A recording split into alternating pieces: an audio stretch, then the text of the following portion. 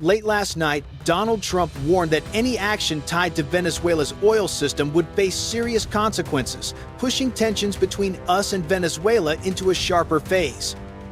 At 9:42 p.m. local time, two US Navy fighter jets appear on public trackers over the Gulf of Venezuela, flying near 30,000 feet at about 550 miles per hour. Instead of turning away, they hold a steady path less than 15 miles from the coast. Inside monitoring rooms, the mood shifts. Screens glow, conversations stop. Everyone knows this is not an accident. It is pressure, sent without weapons, designed to force attention and test reactions. From Caracas, it looks like a challenge. From Washington, it is a signal. But danger rises as one side begins to believe a red line was crossed, and once that belief sets in, control can disappear fast. If you think this was a smart us move, press 1. If reckless, press 9, and subscribe to follow what comes next. What happened over the Gulf of Venezuela matters far beyond two jets on a screen. That stretch of airspace is one of the most sensitive zones in the region. It sits close to Venezuelan territory, busy shipping lanes, and routes tied directly to oil exports. Every radar in the area is active around the clock, because a single misstep there can ripple across politics, markets, and military planning. From a tactical view, this location is not chosen by chance. Flying close but not crossing forces the other side to react without giving them legal cover to strike. It tests how fast warnings go up, how commanders communicate, and how disciplined pilots remain under pressure. It is a way to gather information without firing a shot. For the crews watching those screens, this is not theory. It is stress in real time. When jets operate this close, there is no room for delay or emotion. A radar operator does not think about speeches or headlines. He thinks about distance, speed, and what happens if the next move is misunderstood. This is why the moment is dangerous. If Venezuela reacts too hard, it risks escalation. If it reacts too softly, it looks exposed. And for the us, every close pass sends a signal that pressure is tightening, not easing. That is the core conflict playing out here. One side wants to show control, the other wants to show it will not be pushed, and both know that one wrong call could turn a message into a crisis. If you believe this pressure favors the us, press 1 inch the comments. If you think Venezuela has no choice but to push back, press 9, and make sure to subscribe as this standoff continues to unfold. The first response does not begin with sirens or shouting. It begins with a quiet change on a screen. A radar track shifts color. A thin line grows longer. Someone leans closer, just to be sure it is not a glitch. Inside a Venezuelan monitoring center, the room tightens.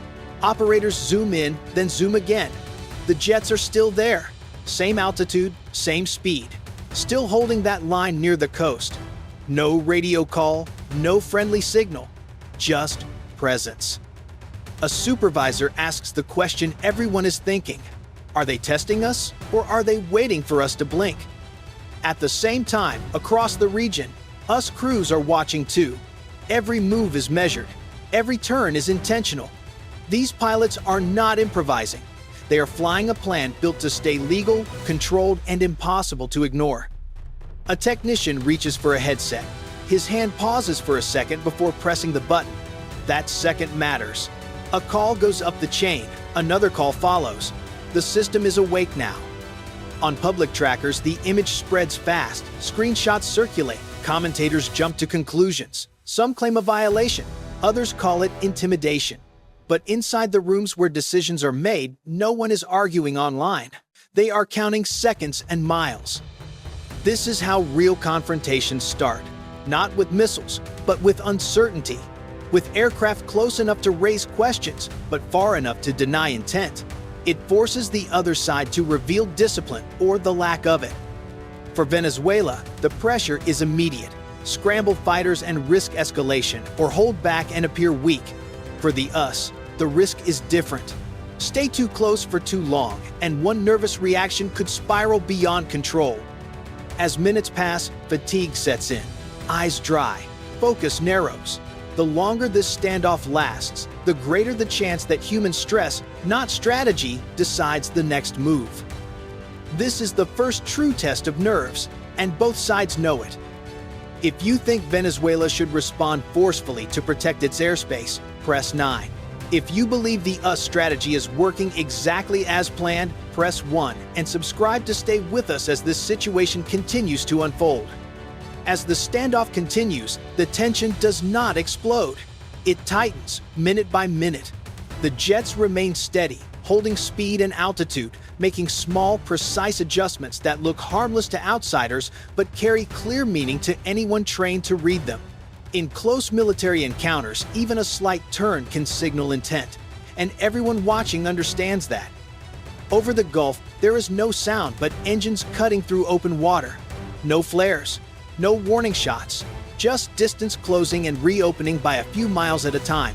This is escalation without noise, and that is what makes it dangerous. Nothing dramatic happens, yet everything feels unstable. Inside command rooms, fatigue begins to set in. Operators have been locked onto the same radar tracks for too long. Shoulders tense, eyes burn. Coffee sits untouched as focus narrows. The longer aircraft stay this close, the harder it becomes to stay calm and objective. Jets are not designed to circle forever, and crews are not meant to hold peak focus without relief. This is where pressure works best. It creates risk without forcing action. One delayed report, one misunderstood update, one radar return that flickers for half a second. That is all it takes to change the tone of a confrontation. At the same time, messages from Washington grow firmer. Aviation warnings about regional security circulate quietly. Oil routes, air routes, and military movement begin to overlap into a single picture. This is no longer just about two jets near a coastline. It is about control, presence, and who sets the limits. For Venezuela, every passing minute feels like a test of resolve. Do nothing, and the signal looks weak. Act too aggressively, and the situation can spiral. For the US, the calculation is just as sharp. Hold discipline and dominate the moment, or push slightly too far and lose control of the story. This phase is where confrontations often tip, not because someone wants a fight, but because pressure stacks faster than patience. No one wants to blink first. No one wants to be blamed for overreacting. And that is exactly why the situation keeps escalating, even without a single shot fired. If you believe the US is managing this escalation the right way, press 1 in the comments. If you think Venezuela will eventually be forced to respond, press 9 and subscribe so you don't miss what happens next. Just when the standoff seems locked in place, a quiet shift changes how this night is understood. The twist is not in the sky, but on the screens watching it. Analysts begin to notice that the flight path drawing so much attention may not be as solid as it first appeared. Military aircraft do not always broadcast full tracking data. When signals weaken or drop, public tracking systems fill the gaps using projections based on the last known speed and direction. Over open water, where ground receivers are limited, those projections can stretch reality. A jet that stays just outside a boundary can appear closer than it truly is. That realization spreads quietly through command channels. The image that looked like a clear violation may actually be an estimate, not a fact. But here is the danger. By the time this becomes clear, the pressure has already done its job. Because the real objective was never to cross a line. It was to make the other side believe a line might have been crossed, to force attention, to raise stress, to expose habits and reaction speed. For Venezuela, this creates a trap. React publicly to a violation that cannot be proven and risk looking reckless.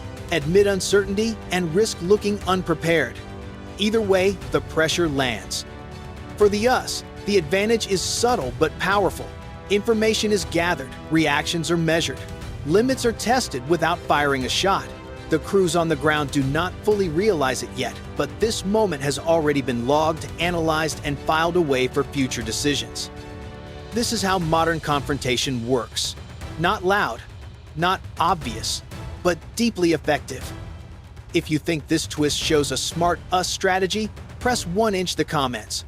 If you think it creates dangerous confusion that could backfire, press 9 and subscribe as this story moves toward its most critical moment. The climax of this confrontation does not arrive with explosions or flashing headlines. It arrives with silence, and that silence is heavy. The jets remain airborne. The tracks stay steady. Everyone involved now understands how close this situation has come to slipping out of control. As the hours pass, the meaning of the night becomes clearer. This was never about airspace alone. It was about timing. It was about pressure layered on pressure. While the jets hold position near the Gulf, Washington's broader campaign tightens in the background, focusing on oil routes, shipping networks, and financial lifelines tied to Caracas. Inside command rooms, short radio exchanges replace long discussions. Orders are clipped. Voices stay calm on purpose. One wrong tone could be read as panic. One wrong instruction could trigger a response that cannot be taken back. For Venezuelan decision-makers, the stress peaks here. Scramble aircraft now, and the message becomes confrontation. Stand down, and the message becomes restraint under pressure. Either choice carries consequences that extend far beyond this night. For the us, the risk is just as real. Pushing presence too long invites miscalculation. Pulling back too early weakens the signal. The balance is thin, and it must be held second by second. At one point, the tracks begin to drift farther from the coast. Not fast, not dramatic, just enough to be noticed. The message has been delivered, the test has been run. In those final minutes, no one relaxes. They wait, knowing history often turns on moments that feel small at the time. No missiles were fired, no borders were crossed. Yet everyone involved understands that this was a high-stakes moment, a rehearsal of control, a reminder of how fast pressure can turn into crisis if discipline breaks. This is the peak of the standoff, the moment where both sides step back and assess what just happened, knowing the next encounter may not be so controlled. If you think the us handled this climax with discipline and precision, press 1 inch the comments. If you think this kind of pressure risks a serious mistake in the future, press 9 and subscribe so you're here when the next chapter begins. When the night finally ends, the Gulf looks unchanged. Calm water, clear sky, no smoke, no wreckage, no visible sign that anything serious took place. But beneath that quiet surface, something important has shifted. The immediate outcome appears simple. No shots were fired, no aircraft were lost, no official border was crossed. On paper, it was a quiet night. In reality, it was a message clearly received on both sides. Venezuela now understands how close us aircraft can operate without breaking the rules. Washington now understands how quickly Caracas reacts, how disciplined its command system is, and where hesitation begins to show. This is how modern pressure works. It leaves no physical damage, but it produces valuable information. Response times are measured. Decision chains are mapped. Stress levels are tested. What looks like restraint on the outside is also preparation behind the scenes. For Venezuela, the lesson is uncomfortable. Even without an attack, the cost is real. Crews are drained. Leaders are forced into narrow choices. Every future encounter now carries more weight because this night becomes the reference point for what comes next. For the us, the lesson cuts both ways. The strategy worked. Pressure was applied without escalation. Signals were sent clearly, but it also revealed how thin the margin really is. When aircraft operate this close, outcomes depend less on planning and more on human judgment. And human judgment can fail under stress. Beyond the Gulf, the effects spread outward. Regional allies are watching closely. Oil markets quietly react. Aviation authorities adjust risk assessments without public announcements. Airspace, shipping lanes, and economic pressure are no longer separate tools. They are part of one connected strategy. Most important is what happens next. Once a boundary is tested, it rarely remains untouched. Future flights may come closer. Responses may come faster. The space for error shrinks each time pressure is applied. What felt controlled this time may feel far less stable next time. This was not the end of a confrontation. It was a calibration, a warning delivered without noise. Both sides now know the rules, and both know those rules can be pushed again.